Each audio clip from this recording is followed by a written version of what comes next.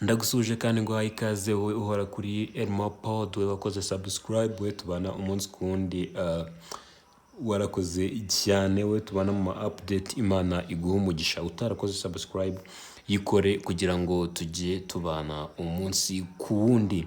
Ngendi Elmo Genero nkaba ngiye kukugezaho di update. Di update rero ni ibiki biri kuvugwa hirya no hino ku isi. Murabizi neza yuko amashampiyona yenda gutangira. Ubu ngubu rero isoko ry'igura n'igurisha rirenda ama ekipe ari gukora uko ashoboye ngo yibikeho abakinnyi kugira ngo bazabashe gutangirana, ntibazabe baza nyuma abandi baratangiye. Ni muri uwo mugiro ngira ngo turebe amatransferi ari kuvugwa. Reka duhere muri ekipe ya Paris Saint-Germain.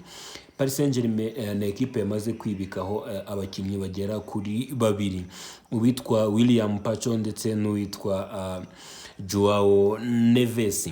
Uyu duhereye kuri Joao Neves, uyu akaba yamaze Joao Neves akaba yamaze gusinya amasezerano azamugeza mu mwaka w'2029. Iyi akaba ari deal yatwaye agera kuri miliyoni 60, ndetse zishobora kuzongerwaho miliyoni 10 zikaba miliyoni 70. Uyu mukinnyi rero bikaba byamaze kuba byageze ku musozo, akaba yerekeje muri iyi ekipe ya Paris Saint-Germain yo mu Bufaransa nyuma y'ibiganiro birebire bifashe igihe. Undi mukinnyi rero n'uyu William, nawe wavuye muri Frankfurt yerekeza muri Paris Saint-Germain. Nawe bikabivuga ko igisigaye ari ukugira ngo ahaguruke yerekezeyo muri iyi ekipe. Amadokima rwose mu masaha make cyane akaba aza kuba ahererekanwa ku ma ekipe yombi. Ni umukinnyi nawe utanzweho agera kuri miliyoni 40, ziziyongeraho miliyoni 5 za adonze. Akaba ari uko rero Paris Saint-Germain iri kwiyubaka. Ikipe yahisemo kwiyubaka mu bundi buryo butandukanye na projet yari ifite yo kuzana abamaze kuba abastar, ariko ngubu mu by'ukuri uko bigaragara ikaba iri kwiyubaka ihereye mu batoya. Abiri kugura akaba ari abakinnyi bagiye bakiri batoya cyane. Ibindi bintu nakubwira nuko twakerekeza muri ekipe ya Atletico. Ekipe ya Atletico nyuma y'ibiganiro binini cyane kumvisha uwitwa Conor Gallagher kuva muri ekipe ya Chelsea, umwe mu bakinnyi bagize season nziza ishize muri ekipe ya Chelsea, bisa nkaho byabanje kugorana, ariko uyu mukinnyi akaba yamaze kwemera kontra y'imyaka 5 yose muri iyi ekipe, akaba azagera mu 2029. Uyu mukinnyi rero Conor Gallagher nawe akaba agiye kuva muri Chelsea yerekeza muri Espagne muri La Liga, atanzweho miliyoni zigera kuri 40. Naho iyi ekipe ya Atletico undi mukinnyi iri gushaka igeze kure ibiganiro na ikipe ikaba igeze kure ibiganiro na Manchester City ku mukinnyi witwa Julian Alvarez. Nkuko twagiye tubibona mu minsi yashize, uyu mukinnyi Julian Alvarez yabwiye ekipe ya Manchester City yuko akeneye kujya aho azajya abona umwanya wo gukina. Ibi rero bikaba byaratumye amakipe amwe amukeneye atangira kubigendamo cyane amushaka, nkaho ekipe ya Atletico iri ku ruhembe rw'izimushaka, bivuga yuko igiye kumutangaho miliyoni 81, nyuma yaho Manchester City yari yavuze yuko bid yiwe ihagaze miliyoni 80 cyangwa se igiciro kiwe fatizo. Rero bakaba bari kudiringa kuri miliyoni 81 kugira ngo uyu mukinnyi ahaguruke muri Premier League yerekeze muri La Liga. Naho ekipe ya Manchester United ikaba itari kuva ku isoko ry'uwitwa Mathis de Ligt ndetse na Mazarawi. Ni ibiganiro mu by'ukuri bikomeje kugorana. Uyu Matisse de Ligt ndetse na Mazraoui basa nkaho bamaze kumvikana na ekipe, ariko ekipe ya Manchester United icyo gisa nkaho kiri kugora.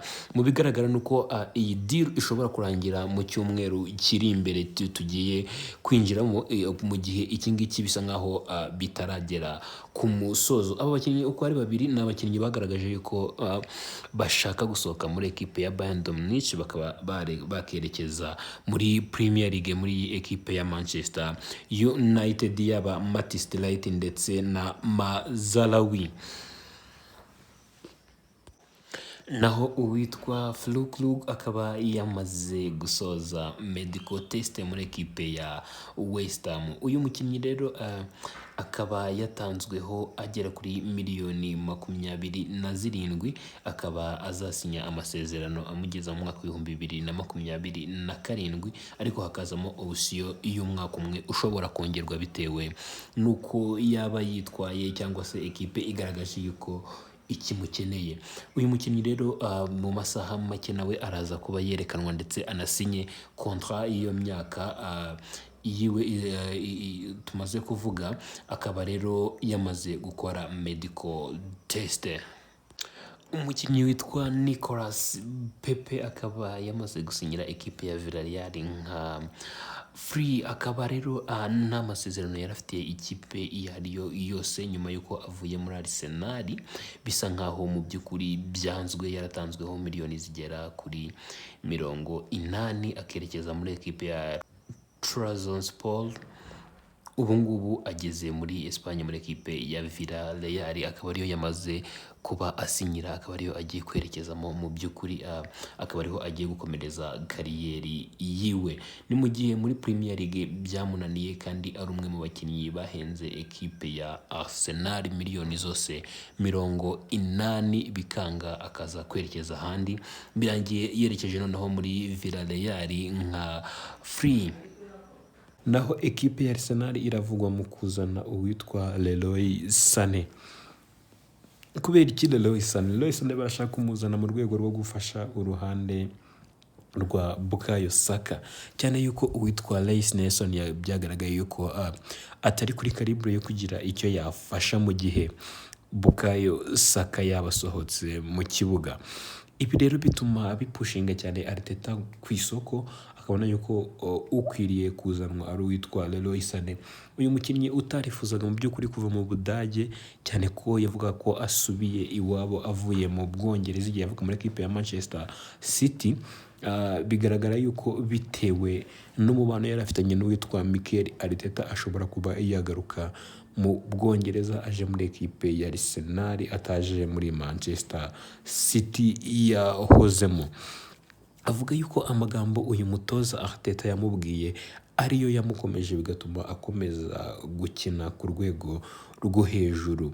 Ibi rero kuba Arsenal yamwifuza si inkuru yaba ikaze cyane ko we Arteta ndetse na Leroy Sané bo byoroshye guhuza, dore ko bari inshuti bitewe nuko babanye muri ekipe ya Manchester City igihe umwe yari umutoza undi ari umukinnyi. Rero ekipe ya Bayern igiye gutozwa na Vincent Kompany ndetse banakinanye, uwitwa Leroy Sané akaba nta cyizere ari kubona, cyane yuko haguzwe n'abandi bakinnyi bakina ku mwanya wiwe.